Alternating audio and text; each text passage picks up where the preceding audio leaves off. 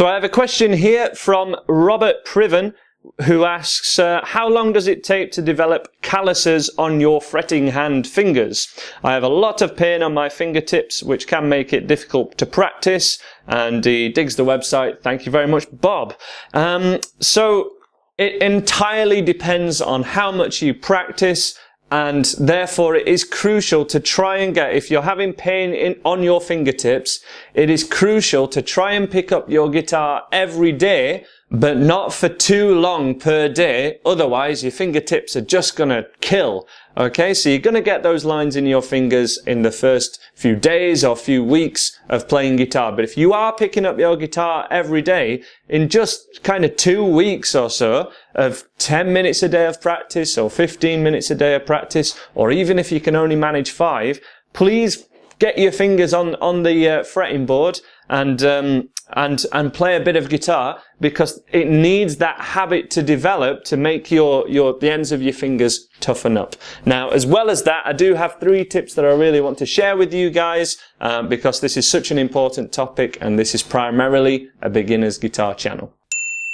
Tip number 1 is to alternate between chord-based songs and single note lines.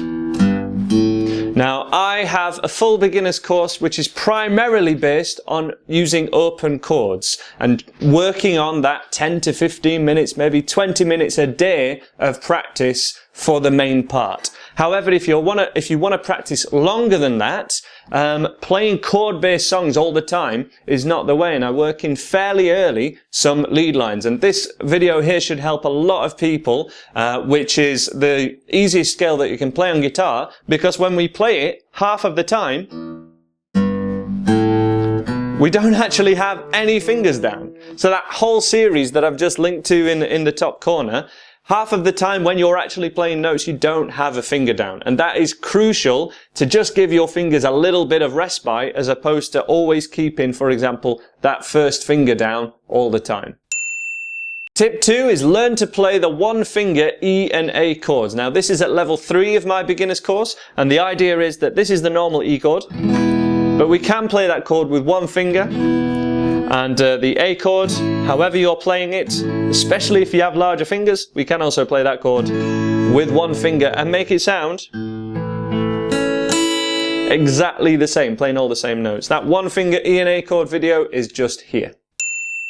And my final tip is just to vary the chords that you use. I'm well aware that to try and get people to learn the chords on the guitar and to make the changes easier, the first couple of levels of my beginner's course keeps that first finger down an awful lot. So maybe you want to alternate some of that practice. If you're playing, often, for an hour a day or half an hour every day, that can be a little bit much. So, some classic riffs, Smoke on the Water, those sorts of, easy riffs, are really handy. And as I say, that playlist of songs that I linked to first is the best playlist of songs I would give you to get some single note lead lines under your belt. So I hope that helps you guys. Please know that your calluses will build up in even just a number of days or a couple of weeks if you're playing little and often. But if you play too much and you're a bit too eager, that they can really hurt. Thank you very much for watching. You can check out my other videos and my free beginner's course just here, and please subscribe if you haven't already.